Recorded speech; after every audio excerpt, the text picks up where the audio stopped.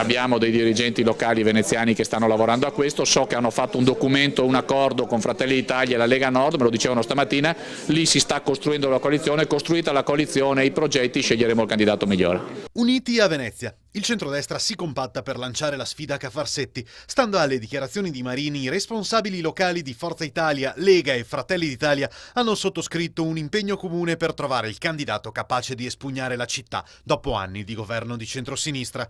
Il coordinatore azzurro ribadisce che l'unica alleanza possibile, soluzione tra le altre cose auspicata, è quella con Luca Zaia. Se i partiti non dovessero trovare un accordo, però Forza Italia correrebbe in solitaria con un proprio candidato. La seconda opzione è quella di fare un candidato di Forza Italia che stiamo identificando, tra le altre cose, presentarsi come quella grande forza moderata, liberale, riformatrice che siamo noi di Forza Italia, che tra altre cose ha radici governative molto forti perché i nostri elettori e moderati vogliono che si facciano le cose. I margini per trovare l'intesa ci sono ancora, molto dipenderà dai programmi. Alleanze, la Lega deve cercare noi come noi cerchiamo la Lega, cioè li cerchiamo su due cose, i progetti per i veneti, quindi la disoccupazione per esempio giovanile che sta tremendamente aumentando anche nel nord-est, la pressione fiscale, le battaglie anche di autonomia rispetto alla pressione fiscale, quindi al federalismo fiscale, l'economia, il sociale, tra altre cose la nostra regione